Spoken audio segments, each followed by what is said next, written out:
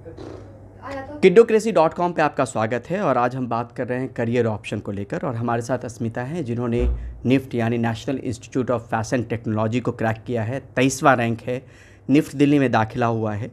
और कोई बच्चा अगर तैयारी कर रहा हो निफ्ट का तो उनको किन बातों का ख्याल रखना चाहिए जिससे वो निफ्ट को क्रैक कर पाए, ये समझने की कोशिश करेंगे। अस्मिता, आपका स्वागत है किड्डोक्रेसी पे।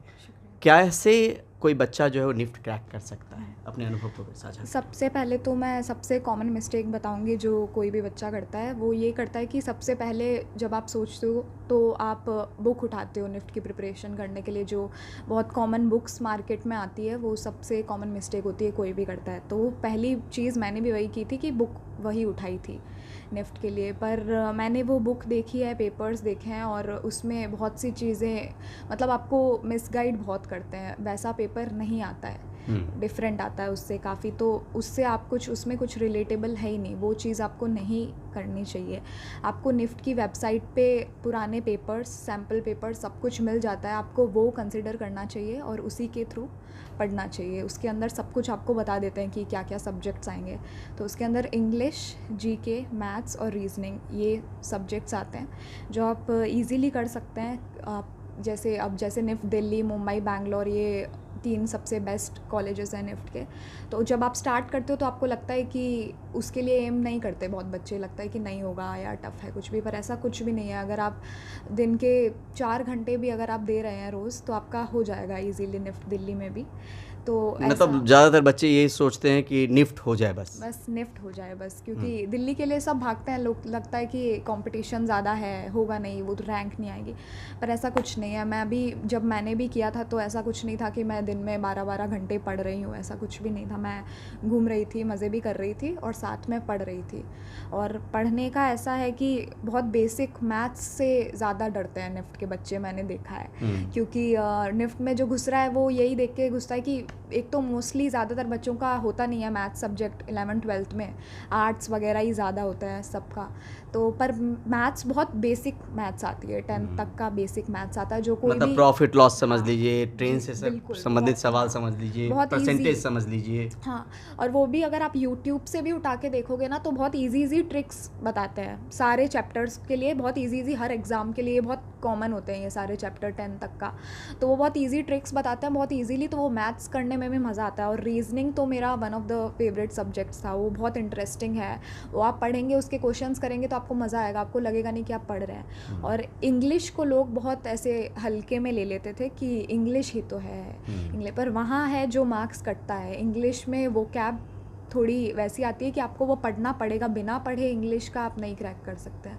तो मैंने जैसे किया था, मैं वैसे ही सजेस्ट करूँगी कि मैं रोज़ सुबह पहले उठ के 2 घंटा वो कैब पे अपना ध्यान देती थी कि वो कैब की मेरी पूरी मैंने लिस्ट निकाल रखी थी। मैंने कोचिंग ज्वाइन कर रखा था, उधर से ही मुझे सारा मटेरियल मिलता था। तो उन्होंने पूरी लिस्ट और न्यूमोनिक्स के थ्रू बहुत बहुत हेल्प करता है न्यूमोनिक्स।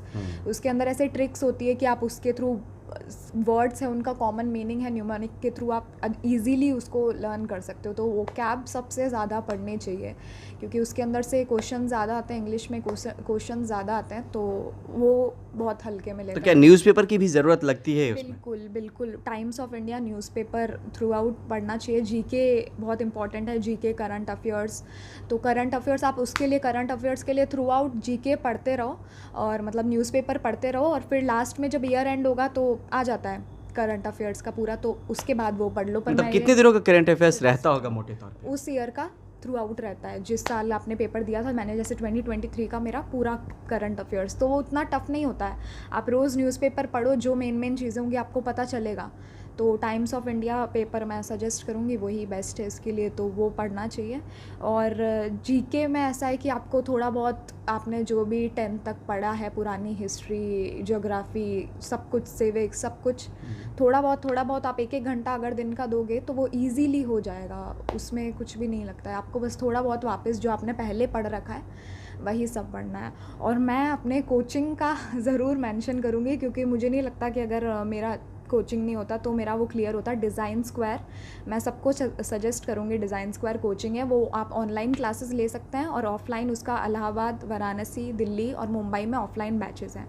मैं उस कोचिंग को ज़रूर, क्योंकि उसकी जो फैकल्टी है सारे टीचर्स निफ्ट पास आउट हैं। ओके।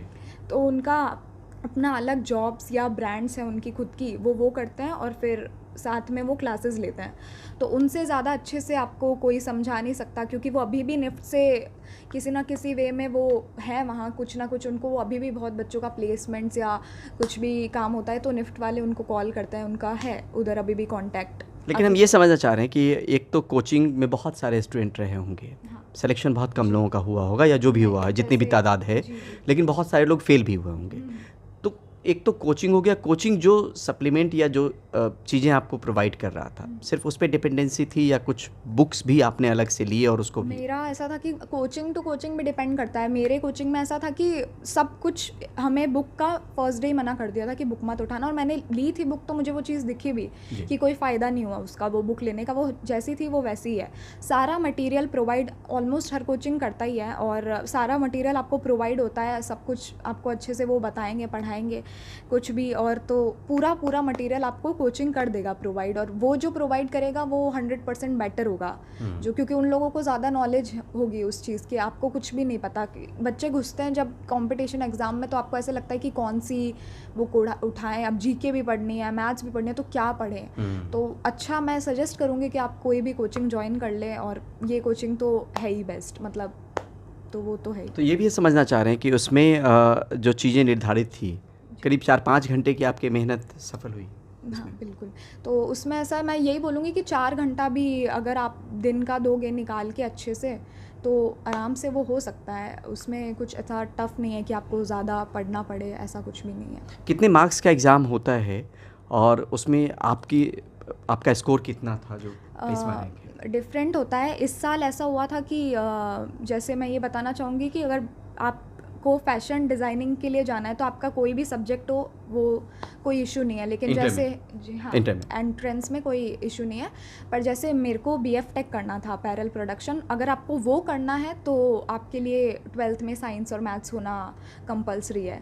तो इस साल ऐसा हुआ था कि आप बीएफ टेक और डिज़ाइन का पेपर साथ में दे सकते थे, जो भी मैथ्स वाले स्टूडेंट हैं। तो मैं, अगर मैथ्स वाला कोई भी स्टूडेंट है तो मैं यही सजेस्ट करूँगी कि वो जो साथ में पेपर है वो दे, दोनों का पेपर दे।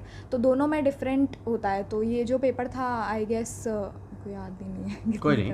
तो ये कितने मार्क्स का था, वो कुछ आइडिया है कितने मार्क्स का नहीं याद आ पेपर? रहा। अच्छा, वो नहीं याद आ रहा है। हम ये समझना था कि बीएफ टेक जो आपने फैसला लिया कि उसमें दाखिला लेना है, आपको कोई भी कोर्स मिल सकता था।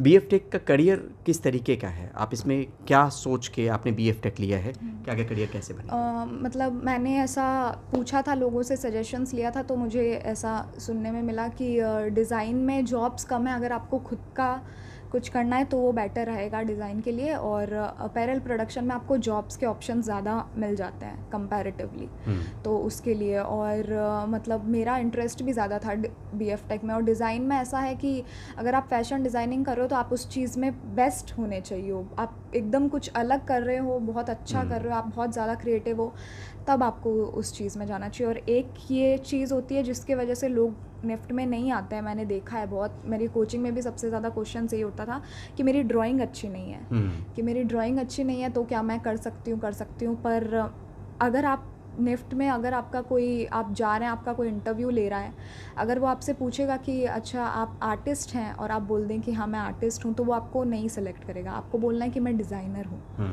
आर्टिस्ट होने से कोई फ़र्क नहीं पड़ता। बच्चे जिनकी ड्राइंग अच्छी होती है वो आ जाते हैं कि ड्राइंग अच्छी है तो निफ्ट में, पर ड्राइंग नहीं, कॉन्सेप्ट लगता है हर एक डिज़ाइन के पीछे। आपका वो कॉन्सेप्ट अगर स्ट्रांग होगा, तो अगर कोई आर्टिस्ट भी है और एक आपकी ड्राइंग कैसी भी हो, पर आपका कॉन्सेप्ट उसमें समझ आ रहा है कि आपने कैसे बनाया, तो आपको ही चूज़ करेंगे। तो इसमें ड्राइंग का पेपर भी था? कैट होता है, क्रिएटिव एबिलिटी टेस्ट। उसके अंदर आपको क्वेश्चंस देते हैं और आपको कुछ ना कुछ डिज़ाइन करके बताना होता है। एक सिचुएशन टेस्ट भी होता है, जो अगर आपका पहला एग्ज़ाम क्लियर हो गया तो आपको सिचुएशन टेस्ट के लिए, अगर आपको फैशन डिज़ाइनिंग करनी है, डिज़ाइन में, बैचलर ऑफ डिज़ाइन में कोई भी कोर्स करना है, तो आपको वो एग्ज़ाम सिचुएशन टेस्ट देना होता है। बीएफ टेक के लिए नहीं देना होता है। और लेकिन उसके लिए साइंस चाहिए इंटर में? बीएफ टेक के लिए साइंस चाहिए, साइंस मैथमेटिक्स मैथ्स चाहिए? चाहिए। हाँ, मतलब बायो वाले नहीं? बायो वाले नहीं चलेंगे, वो सिर्फ बीएफ टेक के लिए, डिज़ाइन के लिए नहीं है वो। डिज़ाइन के लिए आपका कोई भी सब्जेक्ट हो, कोई इशू नहीं है। तो वो है। तो एक सिचुएशन टेस्ट होता है, उसके अंदर ऐसा होता है कि जब सारे एग्ज़ाम क्लियर हो जाएगा ये, तो आपको वो देना होता है। उसमें आपको मटेरियल प्रोवाइड करते हैं, कुछ भी मटेरियल हो सकता है, कोई कपड़ा, थर्माकोल, स्टिक्स, कुछ भी। और उसके अंदर क्वेश्चंस होते हैं, आपके पास ऑप्शन होता है, आई थिंक 3 क्वेश्चंस थे, आप उनमें से कोई एक, आपको कोई रूम डिज़ाइन करना होगा या कोई चीज़, कोई प्रोडक्ट डिज़ाइन करना होगा, आपको बता देंगे और फिर वो जो मटेरियल देंगे आपको उससे कुछ भी बना के बताना होता है। तो ये सब आपको, आप किसी कोचिंग में मैं सजेस्ट करूँगी, क्योंकि आपको नहीं पता होता कि क्या क्या दे फिर सकते। दुनिया भी बड़ी है पढ़ाई की, मतलब आप कितनी चीज़ें पढ़ेंगे, कैसे पढ़ेंगे वो आपको नहीं पता है। एक प्रॉपर गाइडेंस की ज़रूरत है। प्रॉपर गाइडेंस की ज़रूरत है, क्योंकि ये सब चीज़ें नहीं, यूट्यूब पे भी जैसे मैंने भी देखा है तो इतना नहीं पता चलता है, स्पेशली सिचुएशन टेस्ट का और कैट का। तो कोचिंग रहता है तो एक गाइडेंस रहती है, या अगर किसी ने पहले से क्रैक कर रखा हो आप उससे गाइडेंस ले सको थ्रू आउट, तो अच्छा है। नहीं है, लेकिन अस्मिता ने अभी क्वालिफाई कर लिया, अब वो अगर किसी को गाइड करेगी बिना किसी कोचिंग के, तो एक अपने आप में आप भी गाइड कर सकती हैं। वो क्या क्या गाइड करेंगी मोटे तौर पर? मैं यही बोलूँगी कि इंग्लिश को मत इग्नोर करो। इंग्लिश के लिए जो वोकैब है वो बहुत इंपॉर्टेंट है। वोकैब वगैरह, और इंग्लिश में ग्रामर वगैरह तो नॉर्मल आती है, पर वोकैब का एक होता है जो ज़्यादा आपको पढ़नी पड़ेगी, क्योंकि कॉम्प्रिहेंशन होगा, हाँ, सिनोनिम्स एंटोनिम्स होगा, वो तो सब बहुत इजी है। बाकी वोकैब में आपको थोड़ा ध्यान देना पड़ेगा। मैथ्स तो 10th तक की बेसिक्स है, और खुद बुक उठा के मत पढ़ो, जो ट्रिक्स अलग से 10th में हम पूरा फॉर्मूला दे के सॉल्व करना पड़ता था, वरना मार्क्स नहीं मिलता था 10th तक। इसमें ऐसा नहीं है, इसमें आपका MCQ टाइप होगा पूरा, आपको बस टिक करके आना है। तो ट्रिक्स होती हैं छोटी छोटी, उससे बहुत क्विकली सॉल्व हो जाता है। नेगेटिव मार्किंग भी है? नेगेटिव मार्किंग भी है, पर ऐसा है कि जैसे अगर आपने एक क्वेश्चन गलत किया है तो आपका 0.2.5 ऐसा, मतलब 4 क्वेश्चन गलत करेंगे तो एक सही क्वेश्चन चला जाएगा। हाँ, ऐसा है। तो उसमें अटेम्प्ट कितने पे करना चाहिए? अगर 4 ऑप्शन में आपका 2 पता हो तो शायद अटेम्प्ट करें। हाँ, ऐसा होता है कि अगर 4 ऑप्शन में आपको 2 पे ऐसा हो रहा है कि इन दोनों में से कोई एक है तो अटेम्प्ट करो। अगर 4 या 3 में हो रहा है तो कभी नहीं करना चाहिए। भगवान का नाम लेके जय श्री राम, हनुमान जी, ऐसे करके नहीं, उसके लिए भी ट्रिक्स होती है कि आपको थोड़ा कि कैसे थोड़ी करना चाहिए। हाँ, ये भी समझ आ जाता है कि निफ्ट में क्या क्या स्ट्रीम होता है। जैसे आपने BF टेक चुना, और क्या क्या है जो बच्चे लेते हैं?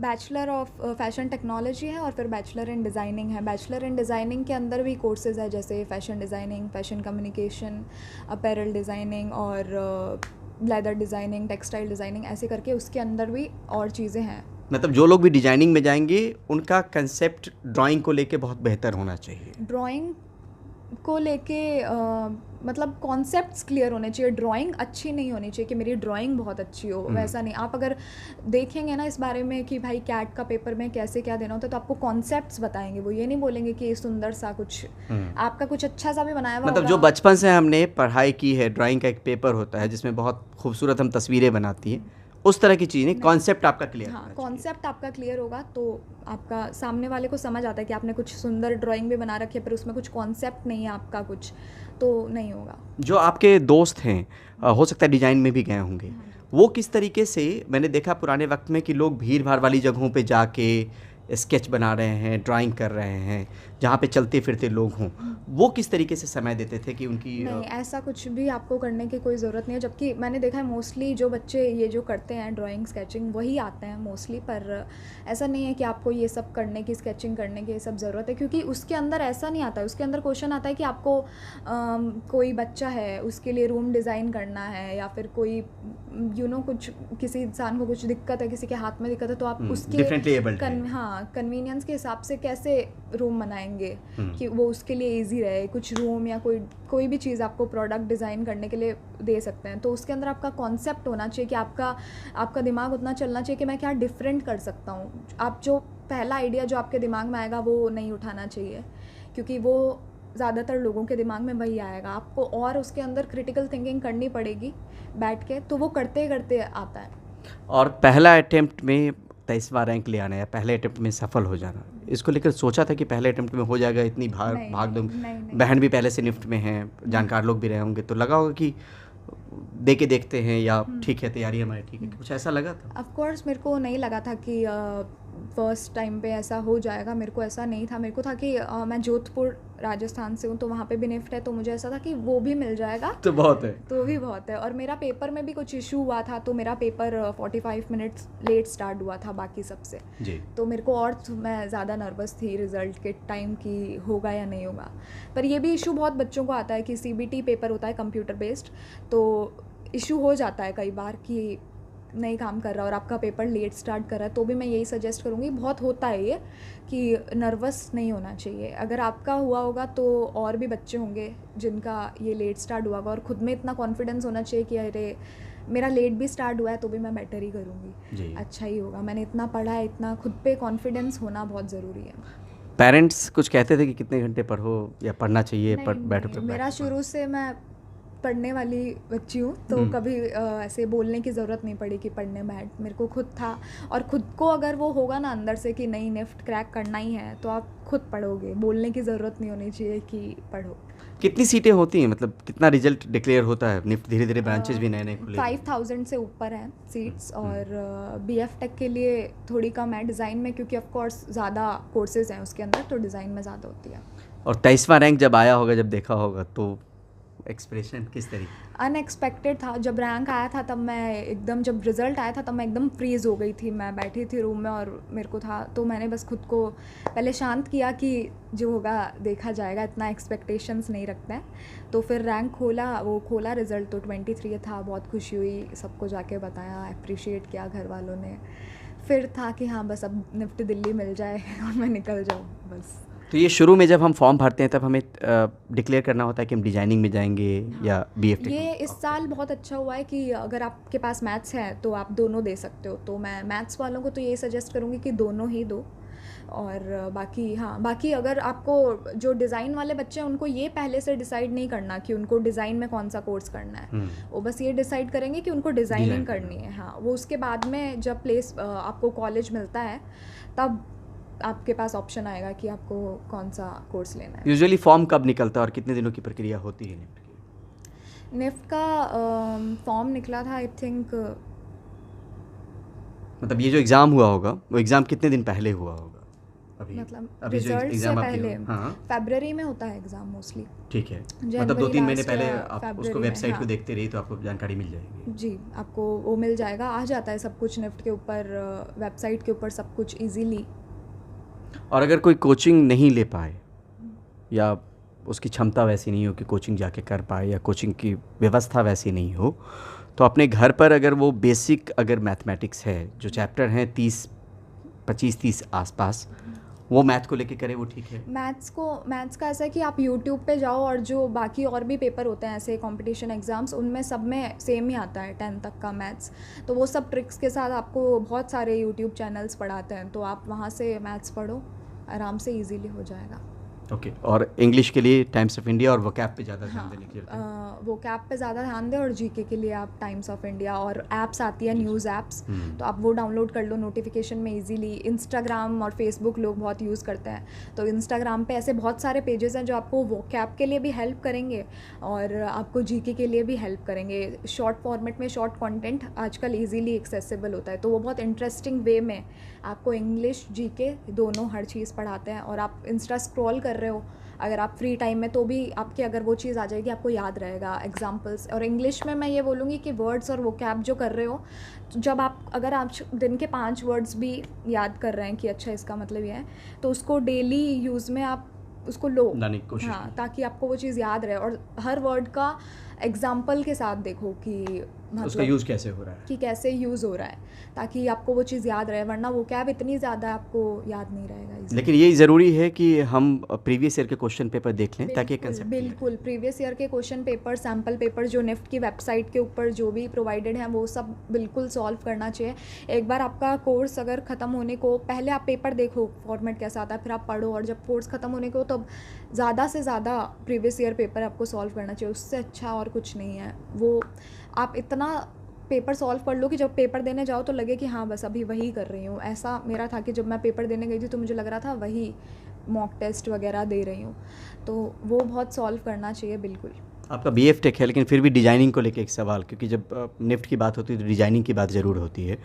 जो ऐसे दोस्त आपके रहे होंगे वो इस कोचिंग के अलावा या अपनी पढ़ाई के अलावा क्या कुछ एक्स्ट्रा करते थे अपने कंसेप्ट को क्लियर करने को लेकर? जैसे ऐसे तो क्रिटिकल थिंकिंग की क्लासेस बहुत होती थी और हम लोगों को बता दिया जाता था कि पहले जैसे जिनकी ड्राइंग भी अच्छी नहीं है उनके लिए भी बहुत चीज़ें होती है कि आप ये चीज़ें पहले सर्कल्स और ये सब ड्रॉ करो ताकि आपका हाथ थोड़ा फर्म रहना शुरू होए।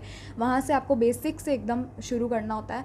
उसके बाद आप जब ये उठाओगे अपनी निफ्ट के क्वेश्चन पेपर्स तो उसके अंदर क्वेश्चंस होते हैं, वो क्वेश्चंस शुरू कर दो, वो जिसके और एक एक क्वेश्चन लेके बैठो और सोचो, फिर जो भी आपके दिमाग में पहला आइडिया आएगा वो बहुत कॉमन होगा। मतलब क्रिएटिव होना ज़रूरी है। क्रिएटिव होना बहुत ज़रूरी है। आप जब ज़्यादा से ज़्यादा उसके ऊपर क्वेश्चंस करोगे कैट के लिए तभी आपका कॉन्सेप्ट अच्छा होना शुरू होगा, और वो एकदम से नहीं होता है। बच्चे 1 महीने करेंगे कि ड्राइंग अच्छी नहीं हो रही है, उससे कोई फ़र्क नहीं पड़ता। ज़्यादा से ज़्यादा क्वेश्चंस सॉल्व करोगे कैट के तब आपको क्रिएटिव आइडियाज़ आना और शुरू हो जाएंगे।